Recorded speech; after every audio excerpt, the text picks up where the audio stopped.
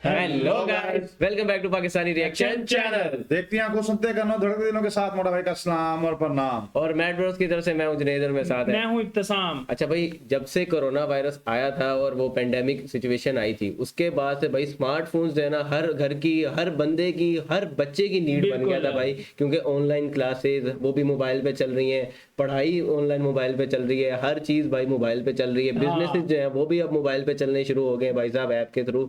तो मोबाइल तो अब मैं कहता हूँ कि स्मार्टफोन जो बेसिकली हर बंदे की नीड बन गई भाई साहब। और यहाँ पे तो भाई मोबाइल फोन्स की जो स्मार्टफोन्स की गेम है ना बहुत तगड़ी हो गई है, और बहुत भाई हमारी तो रेंज से बाहर हो गई है तमाम। क्योंकि जो फ्लैगशिप जो यूज करने वाला मोबाइल है ना वो भाई 1 लाख के ऊपर का मिल रहा है, और हम जो है ना मतलब अराउंड 50K भी अगर खर्चा कर रहे हैं, 50K भी खर्चा कर रहे हैं, तो हमें कोई ना बजट फ्रेंडली मोबाइल मिल नहीं रहा। आज जो हम अंडर 40,000 मोबाइल देखेंगे कि इंडिया में भाई अंडर कौन से अंडर 40,000 कौन कौन से तगड़े स्मार्टफोन्स है और कौन कौन से ब्रांड्स के स्मार्टफोन है। तो भाई स्टार्ट करते हैं आज की वीडियो। ये होने वाली है टेक बर्नर की, तो स्टार्ट करते हैं जी आज की स्टार्टेड भाई। 40,000 रुपए के अंदर जो बेस्ट फोन हैं वो सब लेके हम आ चुके हैं भाई। अब मार्केट भाई पूरा चेंज हो चुका है, फ्लैगशिप वाली चीजें आधे प्राइस में मिल रही है। 140X ज़ूम जो पहली बार आया है भाई इस वाले प्राइस पे, एंड क्या क्या चीजें देख के एक्चुअल फोन लेना सही रहेगा। लेकिन बेस्ट कौन सा है, कैमरा में, परफॉर्मेंस में, बैटरी में, सारी चीजों को भाई तोल भाव करके ऐसे बताना पड़ता है ताकि आपका पैसा 100% वसूल हो सके। इस वाली लिस्ट पे जितने भी फोन है सारे ही तगड़े, सारे फोन हमने टेस्ट कर रखे हैं। किसके लिए भाई कौन सा स्मार्टफोन सही होगा वो सारा इस वाली वीडियो में आपको ब्रेक डाउन करके बताऊंगा। टाइम आ गया मेरे दोस्तों अपग्रेड करने का। सबसे पहले भाई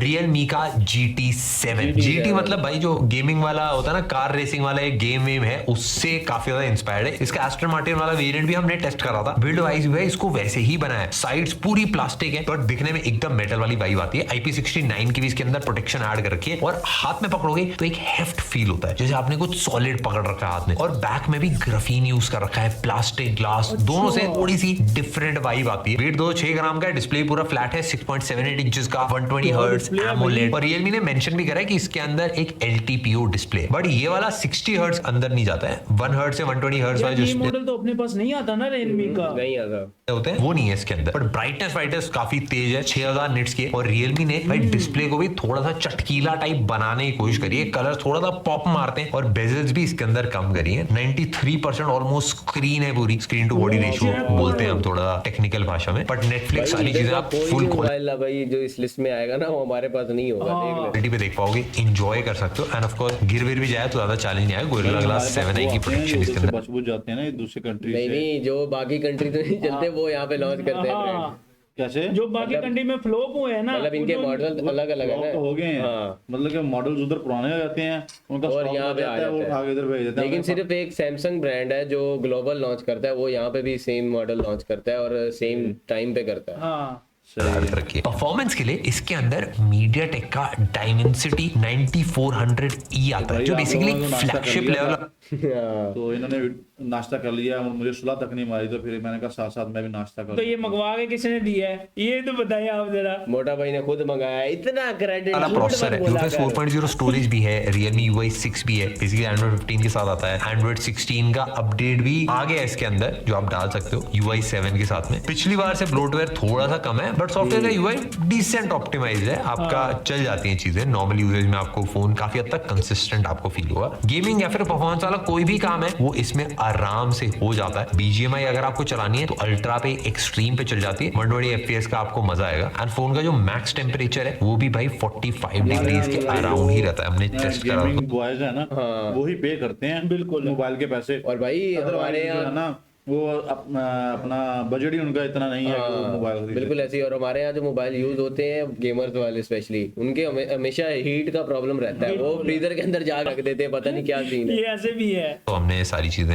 नोटिस करी थी। एक चीज भाई, जहां पे भी गेमिंग बोल दिया जाता है ना, वहां पे कैमरा आप समझ लो बेकार होता है, यूजुअली कॉम्प्रोमाइज करा जाता है। बट इसमें ऑन पेपर ऐसा नहीं है, आपको कमी नहीं दिखेगी। पेपर के ऊपर अगर आप स्पेक्स पढ़ोगे तो 50 मेगापिक्सल प्राइमरी है, 50 मेगापिक्सल एक टेलीफोटो है, एक अल्ट्रा वाइड है 8 मेगापिक्सल का। प्राइमरी और अल्ट्रा वाइड की फोटोज हमने जो खींची है उसमें हमको ऐसा ज्यादा फर्क भी नहीं फील हुआ। नॉर्मल फोटोज अगर आप लोगे तो आपको थोड़ा सा फील होगा कि भाई पहले स्मूथ करिए, फिर शार्पनेस एक्स्ट्रा अलग से बढ़ाई गई है। बट HDR वाली जो फोटोज है उसमें हल्का सा वाइड ग्लो थोड़ा सा आता है फेस के साइड वाइड में, ऐसा लगता है कि भाई थोड़ा सा ऊपर से आया कहीं से। पोर्ट्रेट्स में बैकग्राउंड अच्छे से सेपरेशन हो रखी है, कलर्स बढ़िया पॉप मारते हैं। ओवरऑल कैमरा सॉलिड है, 8K 30 FPS भी वीडियो रिकॉर्ड होती है, 32 मेगापिक्सल सेल्फी कैमरा भी है और HDR सब कुछ सॉलिड पैकेज बना के लेके आता है। बैटरी में भी भाई कहीं कंजूसी नहीं है, 7000 mAh की बैटरी है, 120 वॉट की फास्ट, मतलब फास्ट भी है, सुपर फास्ट चार्जिंग आप ले लो। चार्जर भी बॉक्स के अंदर स्पेशली इसका Redmi की कंपनीज हैं या कोई भी Oppo Vivo हो गई, ये तो अपने बॉक्स के अंदर से चार्जर ही गायब कर रही हैं अब। तो इंडिया में क्या है, इंडिया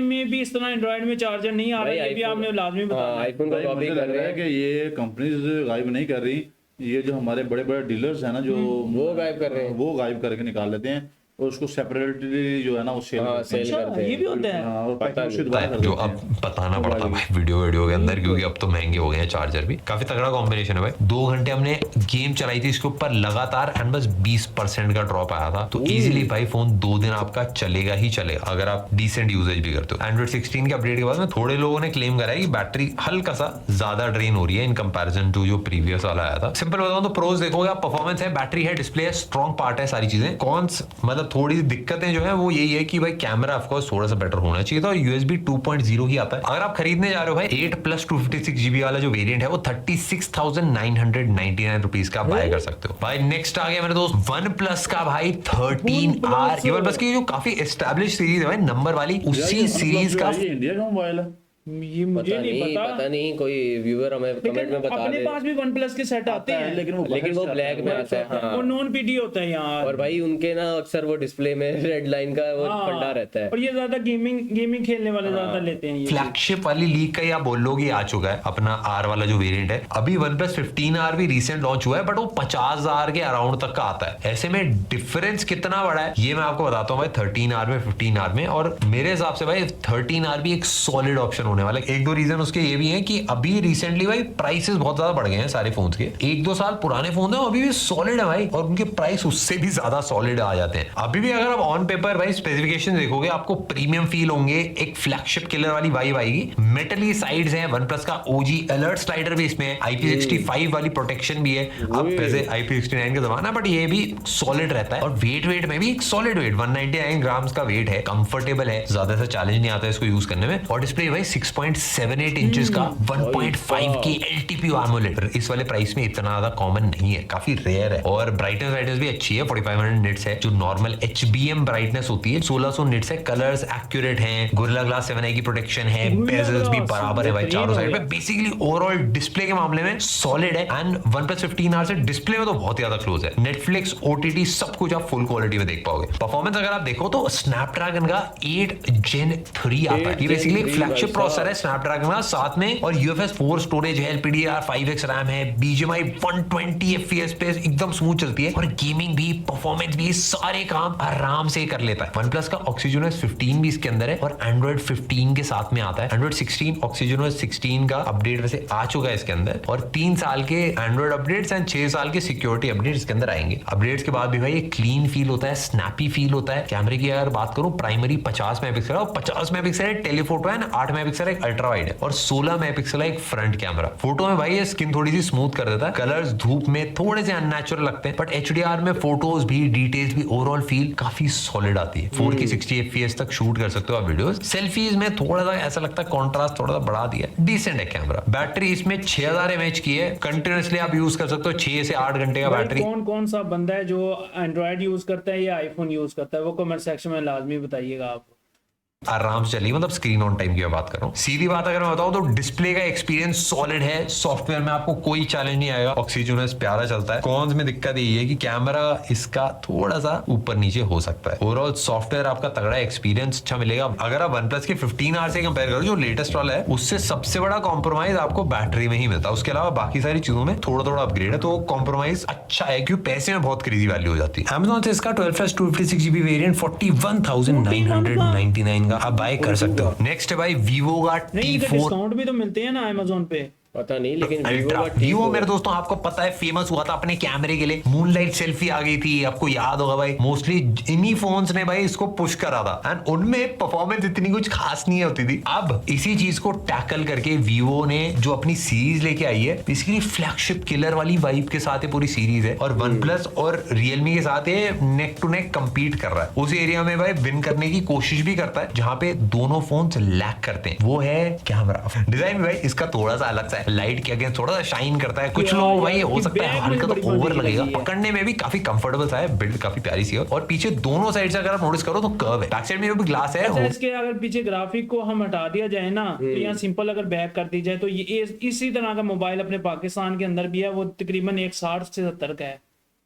इस प्राइस पॉइंट पे काफी रेयर है, IP64 की प्रोडक्शन है एंड ओवरऑल फोन एकदम प्रीमियम लगता है। डिस्प्ले में भी भाई 6.67 इंचेस का 120 हर्ट्ज कर्व्ड एमोलेड आता है एंड 1600 निट्स का HBM, एक क्वाड कर्व डिस्प्ले है इसके अंदर, जो यूज करने में थोड़ा सा अलग सा फील होता है। एजेस से भी अगर आप स्वाइप करो तो स्मूथ फील आती है, बस गेमिंग के टाइम उंगली थोड़ी सी आपको फिसलेगी है कर्व डिस्प्ले के ऊपर। और स्क्रीन गार्ड ऑफ कोर्स भाई कर्व डिस्प्ले के मिलने मुश्किल होते हैं, वो लचीले वाले ही मिलते हैं। कैमरा जो कि सबसे बड़ी हाईलाइट है इस फोन की, प्राइमरी 50 मेगापिक्सल आता है, 3x टेलीफोटो आता है 50 मेगापिक्सल, और 8 मेगापिक्सल अल्ट्रा वाइड भी इसके अंदर ऐड कर रखा है। टेलीफोटो लेंसेज भाई पेरिस्कोप वाला है, 100x तक जूम आप कर सकते हो इसमें। फोटोज में कलर्स ऑफ कोर्स वीवो का अपना स्टाइल है, थोड़े तड़कते भड़कते कलर्स हैं। ओवरऑल फोटोज पोर्ट्रेट्स में 3x वाला फील आता है, वाइब आता है, बैकग्राउंड में थोड़ा ब्लर आता है, लगता है भाई किसी महंगे वाले फोन से लिए। कभी कभार हो सकता है भाई कुछ कुछ फोटो भाई लोग पहचान भी ना भाई कैमरे से लिए फोन से लिए, बट वीडियो में भी अगर आप शूट करो 4K 60 FPS और बैकग्राउंड ब्लर भी आप आराम से कर सकते हो। सिनेमैटिक फीड के लिए बैकग्राउंड क्लीन अच्छे से हो जाता है, अलग अलग टाइप के इफेक्ट्स हैं, बट भाई परफॉर्मेंस है जो मेरे को एक्साइटिंग लगी वीवो के स्मार्टफोन के हिसाब से। MediaTek का Dimensity 9300 प्लस UFS 3.1 स्टोरेज है, नॉर्मल से थोड़ी ज्यादा गेमिंग आप करोगे कोई चैलेंज नहीं आएगा।